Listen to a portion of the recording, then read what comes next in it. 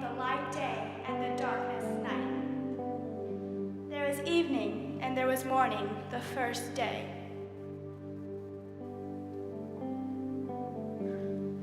God said, "Let there be a dome in the middle of the seas." God made the dome and separated the waters under the dome from the waters above the dome, and it happened in that way. God named the dome Sky. There was evening and there was morning, the second day. God said, "Let the waters under the sky come together into one place so that dry land can appear." And that's what happened. God named the dry land earth, and he named the gathered waters seas. God saw how good it was. Then God said, "Let the earth grow plant life, plants yielding seeds, and fruit trees bearing fruit with seeds inside it, each according to its kind throughout the earth." And that's what happened. God let the earth produce plant life, plants yielding seeds, each according to its kind. The trees bearing fruit with seeds inside it, each according to its kind. God saw how good it was. There was evening and there was morning, the third day. God said, "Let there be lights in the dome of the sky to separate the day from the night. They will mark events, sacred seasons, days, and years. There will be lights in the dome of the sky to shine on the earth." And that's what happened. God made the stars and two great lights, the larger light to rule over the day, and the smaller light to rule over the night. God put them in the dome of the sky to shine on the earth, to rule over the day and over the night, and to separate the light from the darkness. God saw how good it was. There was evening and there was morning, the fourth day. God said, "Let the waters swarm with living things, and let birds fly above the earth up in the dome of the sky." God created the great sea animals and all the tiny living things that swarm in the waters, each according to its kind, and all of the winged birds, each according to its kind. God saw how good it was. Then God blessed them. "Be fertile and multiply, fill the waters in the seas, and let the birds multiply on the earth." There was evening and there was morning, the fifth day. God said, "Let the earth produce every kind of living thing, livestock, crawling things, and wildlife." And that's what happened.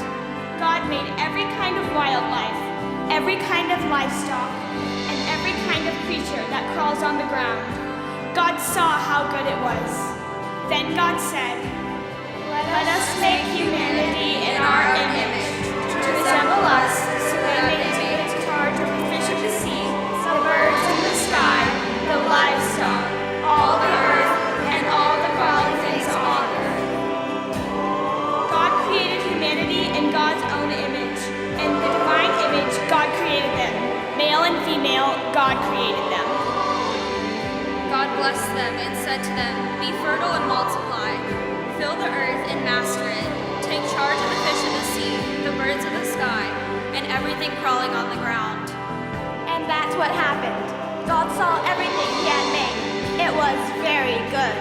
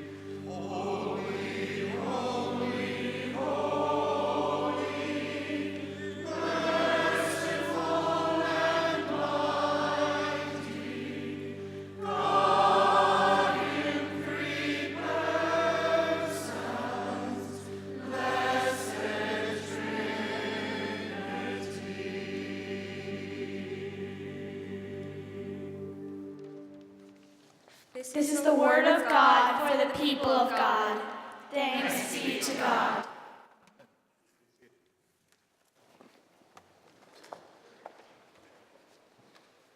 Our thanks for our readers this morning and for all those that helped us bring Genesis 1 into kind of a new light for us.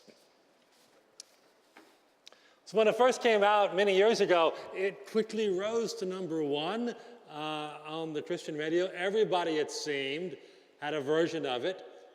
They performed it in various styles, everything from ska to swing to rock to almost sacred, which turned out to be just kind of silly. Michael W. Smith probably did the best job with it, but even the quarterback, Tim Tebow, once sang his own tone-deaf version while wearing a microphone during warm-ups before a Broncos game, back when he still played that sport. But oddly enough, the actual composer of the song, the late Rich Mullins, afterwards said that it was probably one of the worst written songs he had ever done. He said it's just poorly crafted. And with lyrics like, when he rolls up his sleeve, he ain't just putting on the Ritz. I would have to agree with him. Only the thing is, his song spoke to millions of people. Not because of the cleverness or even the corniness of its expression, but because of the message behind it. Our God is an awesome God. He reigns from heaven above with wisdom, power, and love. Our God is an awesome God. When it comes to describing the Almighty, a task with words we'll never be able to really do very well, it is perhaps as eloquent a way as any to simply suggest our God is an awesome God. The problem is, since Mullins wrote his song many years ago, folks have come to use and overuse and abuse that little adjective awesome in some fairly awful ways. Today, if anything whatsoever is just barely above average, someone will say, that's awesome. Everybody secretly thinks they are awesome, right? And even babies think they're awesome. Dropped into a pool of awesome.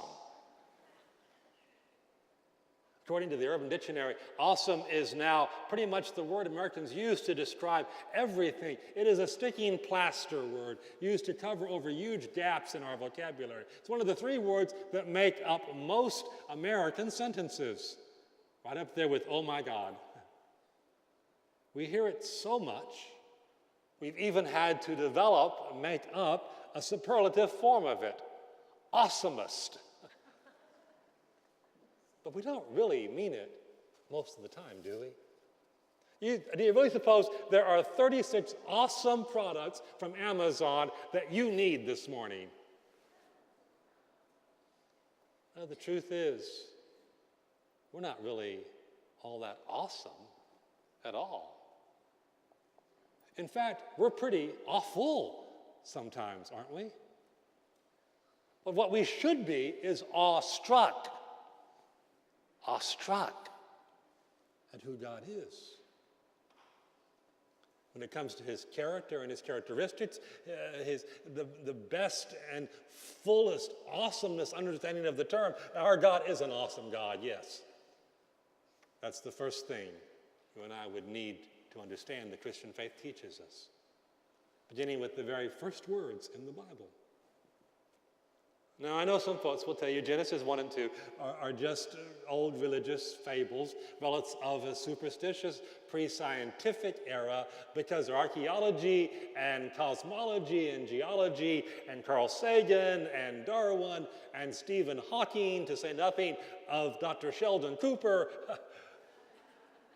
They've all told us that we have to look beyond the Bible if we want to know how the cosmos really came to be. And perhaps they are right, because if you're looking for a scientifically detailed description of how the planets were formed and the geological contours of the earth were created, you won't find it in the Bible. But what I suggest to you this morning is that nothing which the world's greatest scientists have ever said about the origins of life has really been all that different from the essence of what the scriptures have told us all along. You see, all truth is God's truth, isn't it? The pertinent truth here is that Genesis is never purported to be either a scientific or historical textbook. No, this is a spiritual account of our origins. It is the beginning of the story of our redemptive history.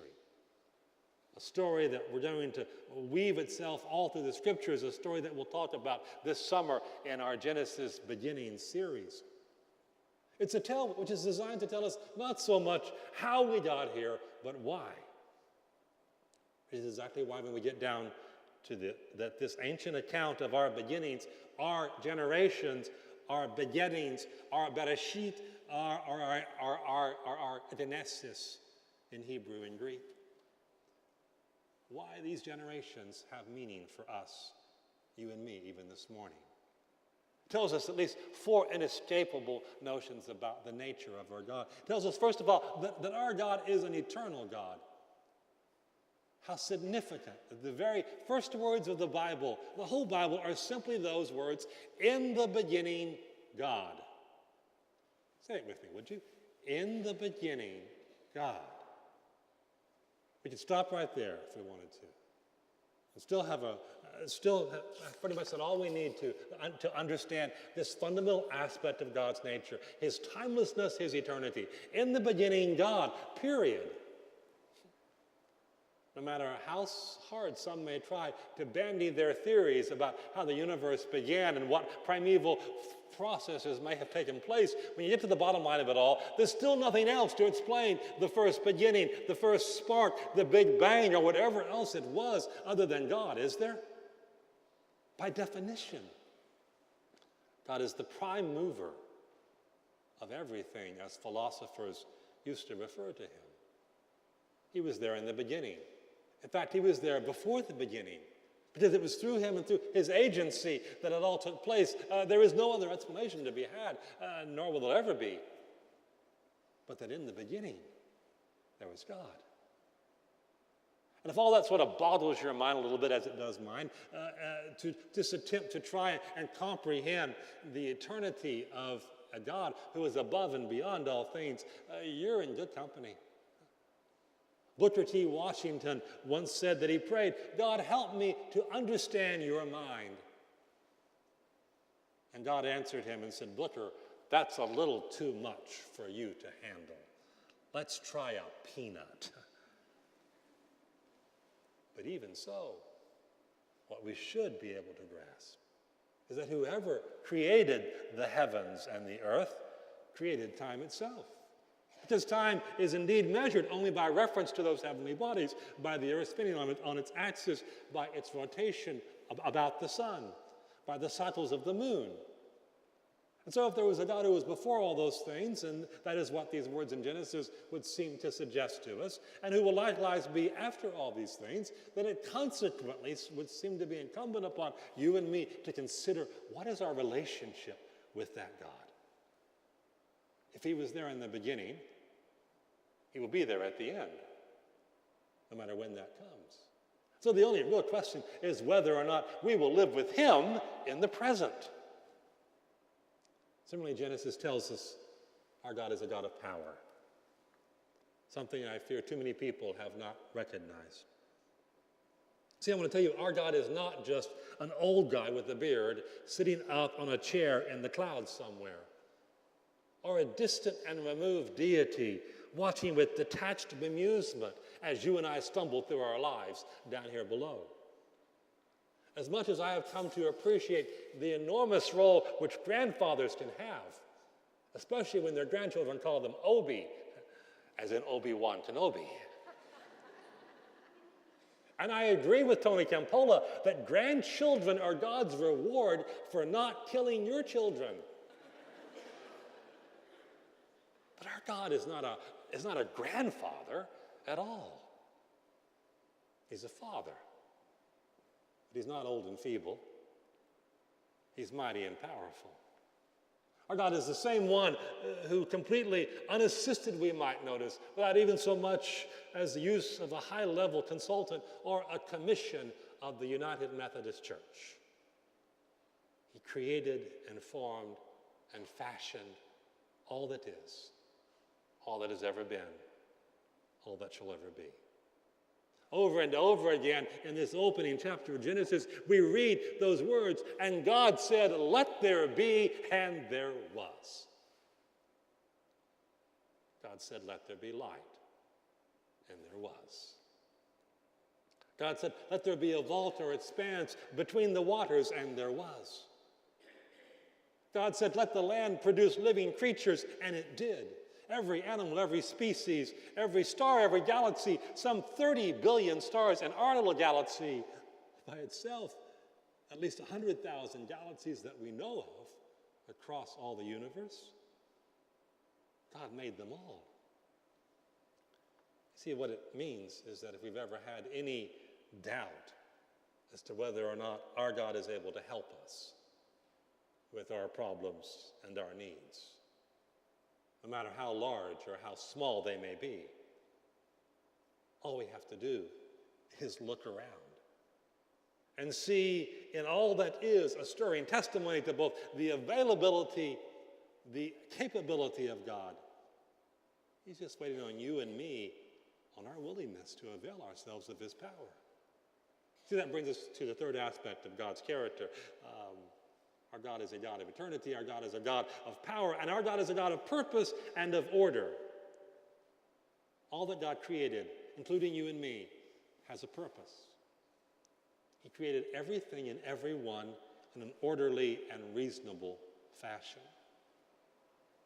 Recently, National Geographic had a fascinating article about the 6 things that make life possible on this little strange rock called the Earth. It said, first, our location is far from many hazards, comfortably nestled in a safe harbor between major spiral arms with relatively few stars near our sun, reducing the risk to Earth from gravitational tug, gamma ray bursts, and collapsing supernovae. You didn't even know to be worried about those things, did you? The second, it said, our sun is a stable and long-lasting star. Stars more massive than ours burn hotter, and they don't live long enough for planets to develop life. And less massive, younger stars are often unstable, and they are prone to blasting their planets with bursts of some bad stuff, radiation. Third, we're at just the right distance from the sun, in the so-called Goldilocks zone, where we receive enough energy to allow water to exist as a liquid rather than to lock it up as ice or for it to be rapidly gone into the atmosphere, evaporation. If the size, position, and angle of the Earth were just a few degrees closer to the sun, 6 degrees, we'd disintegrate. But a few degrees further, we'd freeze. It's a perfect 23-degree angle that allows global distribution to the rays of the sun, making it possible for the food chain to exist. And just think, every 24 hours, the world turns over on someone who is sitting on top of it. That's good for all of us to know, isn't it? Fourth, we have the right stuff to host a dynamic core that can power us for billions of years. It creates a magnetic field that protects us from solar flares. Fifth, we have a big moon to stabilize our axial wobble. It's a relatively large 2% of the Earth's volume. And then sixth, we have an ozone layer to block us from lethal radiation. Manual and the writers of that article in National Geographic express it by saying, the product of some 4.6 billion years of cosmic construction, our Earth is flush with life. But then they get it wrong, I think, because they credit all of this to a fortuitous set of circumstances.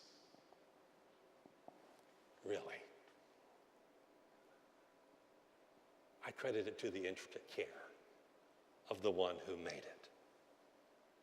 Go back and read Genesis 1 again, and you'll notice the divine design that was there. First came the light, and then the sky or the atmosphere, then the continents and the sea, then early vegetation, the solar system which emerged as the gaseous clouds that had blocked the skies burned off. It was there all along, but you couldn't see it from Earth's perspective. Then came the invertebrate fish and the birds, and finally animals, and then mankind. Our God is a God of reason and of order, which means in turn that if we want to be like him, we need to not be people who run helter-skelter through life, dashing from crisis to crisis, no plan, no purpose, no vision. We need to be disciplined disciples whose lives reflect a purpose that goes beyond our own self-interest. George Bernard Shaw once said that the true joy of life is being used for a purpose that is recognized by yourself as a mighty one, instead of being a feverish, selfish little clod of ailments and grievances, complaining that the world will not devote itself to making you happy. You know anyone like that? Are you married to someone like that? Is someone you know married to someone like that? This is the whole point of discipleship, friends. That we don't expect the world to devote itself to us. We devote ourselves to being more like Christ's disciples in the world. That's when we glorify God. Not when we try to navigate our lives by our feelings only, or we float through life with no real goals and purposes, whatever. We just get by with a kind of substandard spirituality that makes us a mediocre Methodist at best. But when we order our lives as to best be able to serve God with all that we have, all that we are. See, above all, what these opening words of Genesis tell us about God is that our God is a God of love, who not only created humankind in his own image, male and female, he created them, so it says, but who blessed that first human couple, gave them dominion over all of the rest of creation so that their genuine needs might be met. That is to say, God created us simply because he loves us. And if you've ever wondered whether or not your life is really worth living, whether you are important to anybody else other than your dog or cat, and that's just because you feed them. If you've ever wondered whether anybody really cares about you, then please hear this. God created each one of us because he cares about each one of us. And even when we may be at our worst, God stands ready to bless us, I think. When all was said and done, when God had finished creating the earth and the stars and their vast array, he topped off his creation by creating you and me. And then Genesis 1:31 tells us that God saw all that he had made, and it was not just good. It was very good. That's why human life is so incredibly precious. Why the sanctity of every life is paramount. Even the life of the unborn child. It ought to be foremost to us. That's why it's important for us to honor and protect the sacred worth of all of God's children, no matter who they are. Red and yellow, black and white, gay, straight, men, women, young, old, feeble, infirm, strong, healthy, saints, sinners, and stinkers. You see, you and I, we're the reflections of the very love of God that brought forth all that is and ever will be. It may have been a poorly crafted song which Rich Mullins wrote long ago, but the words could not be more expressive of the truth. Our God is an awesome God, my friends. Let me challenge you to do two things. First of all, I'm going to invite you this week to fast from the use of the word awesome, except as it refers unto God. Don't say your kids are awesome. Don't say your favorite sports team is awesome. You could say your pastors. No, don't even say that. Reserve it for the only one who is. And second, if you don't know that awesome God this morning, come and talk to somebody. We want you to meet him. And we want you to understand him, because he understands you better than anybody. If you do know him, why in the world would you ever not want to worship him? If you do know him, why in the world would you ever not want to serve him?